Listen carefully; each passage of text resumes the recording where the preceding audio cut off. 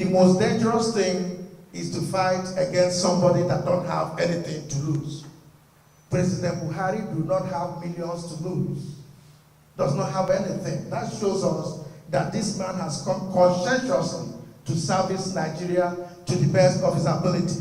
And I can tell you, he might not be the best in the wide world, but right now, among two devils, the next partner that we are considering has served to Nigeria is not a new player. This man grew from being a customs officer to a vice president, but he is one of the richest black Africans on earth. We are wondering how the wealth came. We are not saying crucify, crucify, indict, indict. But common sense tells us that something is wrong somewhere.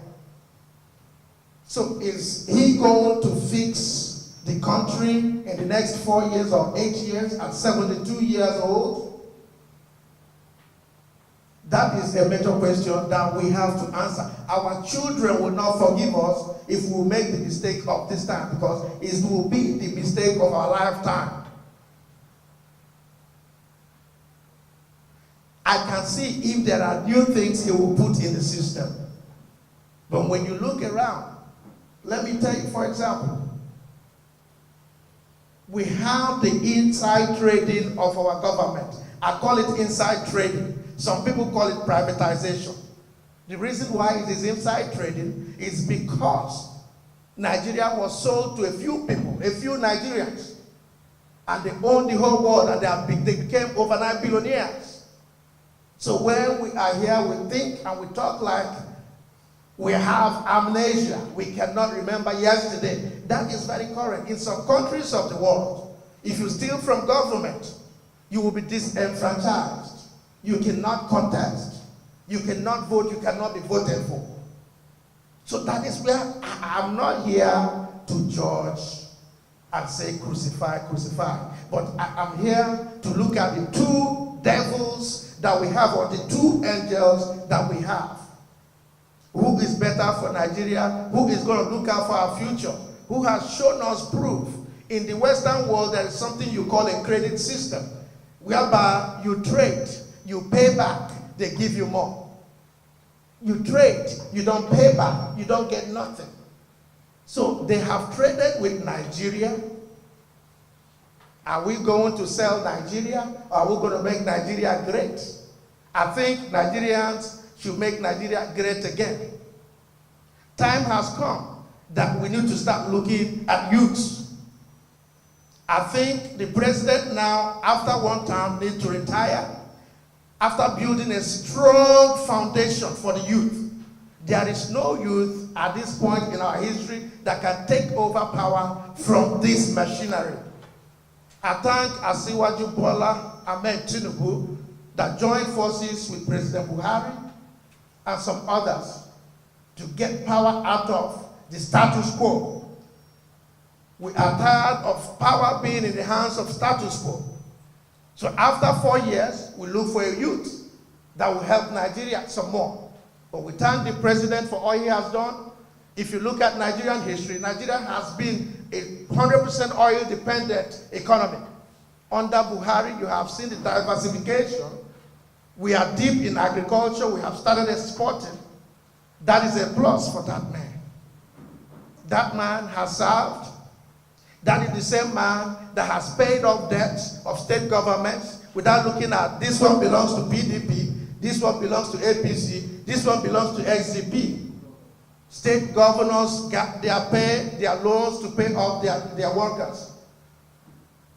That is good business for us in the diaspora.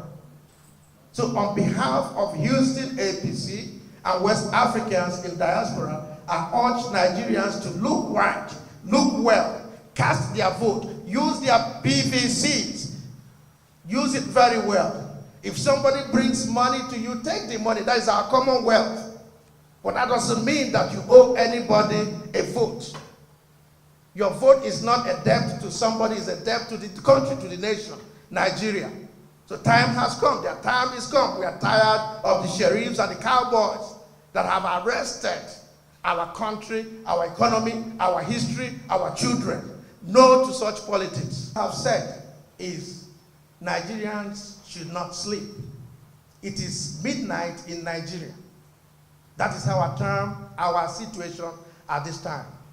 It is midnight because we are about to lose everything that we have fought for the last 8 years. It is not just 4 years. We will go back 2 decades if you look at our history.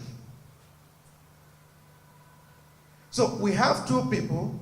I wish any of them is a newcomer. But among the 2 people, they are bright and elite. They are the political class in Nigeria. They have run this country in different capacities.